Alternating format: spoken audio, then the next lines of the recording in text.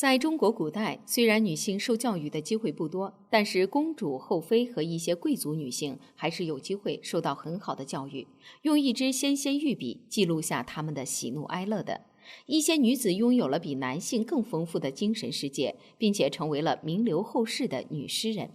提起女诗人，我们也许会首先想到三国时的蔡文姬、宋朝时的李清照、东晋时期的谢道韫。但是许穆夫人作为《诗经》第一位有明确记载的女诗人，也是中国文学史上第一位爱国女诗人，却鲜为人知。也许是因为她的国家太小，也许是因为许穆夫人生活的年代，很多事情都没被记录下来。总之，许穆夫人的知名度远远没有后世才女们那么高。但是这并不代表她的人生不够传奇，她的所作所为不应该被后世的人们铭记。欢迎来到红颜丹青频道，本频道主要讲述历史上的一些著名女性的传奇人生，品读经典人物，感悟别样人生。本集主讲人为您带来许穆夫人的故事。由于时间太过久远，也因为过去女子出嫁从夫的惯例，许穆夫人的真实姓名并没有流传下来。现在我们称她为许穆夫人，是因为她后来嫁给了许穆公。许穆夫人大约生活在公元前690年到公元前610年之间，是春秋时代魏国朝歌人。朝歌在现在河南省淇县一带，是殷商的国都，也是春秋时代魏国的国都。许穆夫人是魏昭伯完与春秋时期著名美女齐宣姜的女儿。从父亲这一方来说，许穆夫人是魏懿公、魏代公和魏文公的妹妹。按母亲的关系来说，许穆夫人是魏懿公的姑姑。因为当初魏国迎娶宣姜时，本来是要她嫁给魏国此时的太子姬吉的。姬吉品德高尚，相貌堂堂，与宣姜十分般配。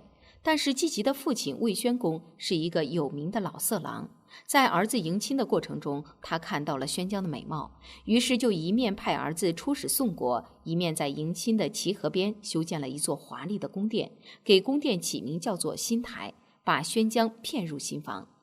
当宣姜看到年轻英俊的太子变成了年老貌丑，但是色心一点也不老的魏宣公时，尽管他的内心十分痛苦，但还是勉为其难地接受了。后来宣姜为魏宣公生下了2个儿子，姬寿和姬硕。姬寿忠厚宽和，姬硕阴险歹毒。姬硕为了继承公爵之位，害死了大哥姬吉和亲生哥哥姬寿。姬寿为了救大哥姬吉，自己替哥哥被杀手杀死。姬吉觉得弟弟为救他而死，也与弟弟一同赴死。《诗经》中二子乘舟的诗歌，就是魏国百姓为了纪念姬吉和姬寿的手足之情而做的。魏宣公一时间看到2个儿子的尸体，痛不欲生，很快就去世了。他去世后，姬硕成为一国之君，被称为魏惠公。但是姬硕的所作所为很快就激起了民变，姬硕在兵变中被杀。宣姜被亲哥哥齐襄公重新安排，嫁给了姬吉的同母弟弟昭伯完，继续执行齐魏2国交好的使命。这一次虽然宣姜极力反抗，而昭伯完也不愿意这桩婚事，但是双方都被灌醉，强行关入洞房。宣姜贵为一国公主，居然沦为靠身体和美色为国家效力的生育机器，命运真的很悲惨。后来宣姜似乎在与昭伯完的婚姻中找到了一些世俗的幸福，他又为昭伯完生下了3男2女，其中就包括名垂青史的许穆夫人。尽管家庭关系中充满着乱伦的肮脏与不堪，小小的许穆夫人还是自由而纯净地生长成一位内外兼美的女性了。她继承了母亲的美貌，却少了母亲的妖娆媚态，多了一些书香女子的清新之气和奇伟男子的刚毅之气。除了那个时代贵族女子要学习的琴棋书画和诗歌之外，许穆夫人也常常和哥哥们一起到郊外练习骑马射箭。许穆夫人一袭红裙随风飞扬，那一种英姿飒爽让多少男子为之倾心，其中就有当时还没有成为齐桓公的江小白和后来的许穆公。本来江小白因为和许穆夫人有亲戚关系，娶到许穆夫人应该不算太难，但是年轻时候的江小白既没有继承大位的希望，也没有显示出过人的才能。当时的魏国国君魏懿公便把妹妹嫁给了许国既定的继承人，后来的许穆公。这位许穆公虽然能力很弱，国家实力也不怎么样，但就是嘴甜，为了迎娶许穆夫人，也很舍得给聘礼。齐桓公是宣姜的异母弟弟，然而按父亲这一代来说，齐桓公又是许穆夫人的娘家表哥。春秋时代对于近亲之间的通婚并没有限制，也许许穆夫人对这位表哥早就有所耳闻，也许她是考虑到魏国的未来，觉得自己应该嫁到实力雄厚的齐国去，才能在将来魏国遇到危难时让齐国施以援手。但是荒淫无度的卫懿公并不在乎国家的安危，他最终把妹妹嫁给了实力和魏国同样弱小的许穆公。许穆夫人理想的婚姻成了虚幻，但是在她嫁到许国后，她对母国的思念和担忧之情可是丝毫不减。许穆夫人的担忧不是多余的，根据史书记载，卫懿公因为喜欢养鹤而亡国。卫懿公喜欢养鹤，在整个历史上都是出了名的。他每次出行都要让鹤与他一起，坐着华丽的马车。为他养鹤的人都被赐予高官厚禄，很多鹤都被封了大将军和娘娘。鹤们过着无比奢华的生活，但魏国人民却生活在水深火热之中。在卫懿公的挥霍下，魏国很快发生了暴动。公元前660年，国人暴动的硝烟还未散去。当时处在太行山一带的游牧民族北狄看到魏国民怨沸腾，就趁机入侵魏国，一下子就打到了朝歌城下。魏国人心涣散，根本没人迎敌。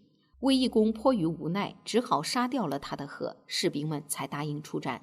但是不知天高地厚的卫懿公这时居然突发奇想，要自己带兵去迎敌。结果刚出战就被敌人一箭穿胸，国无主军，一触即溃。幸而魏国的将士们保护着魏代公逃到当时的曹邑，今天河南省华县东，在这里另建了新的都城。不久，魏代公又因病去世，魏国人从齐国接回了公子毁即位，史称魏文公。但是这时魏国的国势依然危如累卵。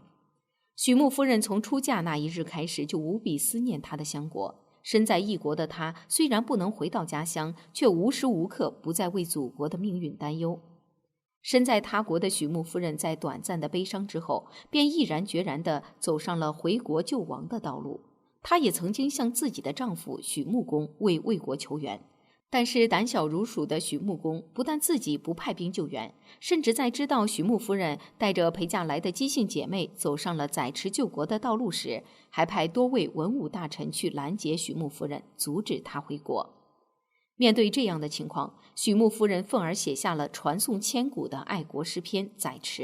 她诗中表达了自己救援母国的坚定信念，饱含深情地抒发了自己的爱国之情。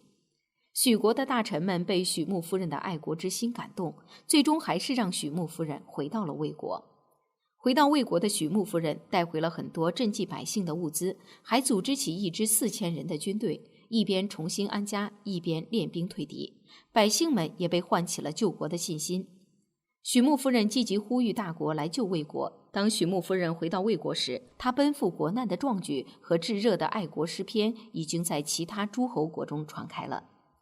这时已经成为一代霸主的齐桓公，也许是被许穆夫人的爱国之心感动，也许是又想起了自己当年没能娶到许穆夫人的遗憾。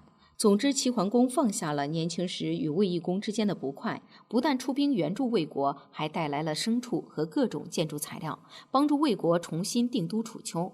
那时的楚丘就是今天的河南省滑县。在魏国百姓和齐国救援部队的一起努力下，魏国终于得救了。身心俱疲的许穆夫人露出了久违的笑容，而身为哥哥的魏文公对于这个妹妹自然是十分感激的。魏文公没有辜负妹妹的期待，经历了这次亡国之危后，他也下定决心振兴魏国。在许穆夫人回到许国之后，魏文公励精图治，发展生产，与百姓同甘共苦。到了魏文公晚年，魏国的国力比以前提高了10倍。后来魏国进一步发展壮大，又吞并了今天山东聊城一带的邢国，国家复兴。进入战国时代，魏国的实力不断受损，土地一步步被蚕食，但是在夹缝中依靠大国求生的魏国却始终没有被灭掉。秦始皇虽然灭掉了几个大国，但是也许因为那时魏国的领土面积已经很小了，小到秦始皇似乎已经忘了去取消魏国国君的封号。一直到秦二世元年，魏国才真正成为秦帝国的一部分。弱小的魏国能够国祚绵长，就是因为后来魏国的国君们都奉行了与大国结盟的策略，而这个策略正是许穆夫人最先提出的。由此可见，许穆夫人有着卓而不群的见识。除了在政治上的远见卓识和载持救国的勇气与智慧之外，许穆夫人最值得我们铭记的，当然还是诗歌创作方面的才情。诗歌是感情的寄托，也是思想的宣言。许穆夫人在《诗经》中一共留下了3首诗歌，一首《竹竿》，文辞清新，是她少女时代无忧无虑生活的写照；一首《泉水》，是她嫁到许国之后，表达自己对母国思念之情的诗作。最后一首《在池》，就是他奔赴国难、救亡图存的行动遭遇徐穆公阻拦之后的慷慨陈词。也许我们不应该过分指责许穆公的胆小如鼠，因为许国的国力也很弱小。一个国家也像一个人一样，只有自己强大了，才有能力维护和平。像齐桓公那样的一代霸主，才有能力和魄力去帮助其他小国。但是我们似乎更应该欣赏许穆夫人这种有先见之明，而且面对强大的敌对势力勇于一搏的精神。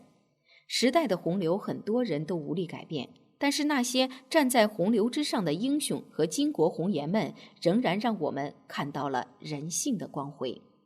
如果您喜欢今天的视频，就请转发、点赞、加关注吧。感谢朋友们的支持，我们下期视频再见。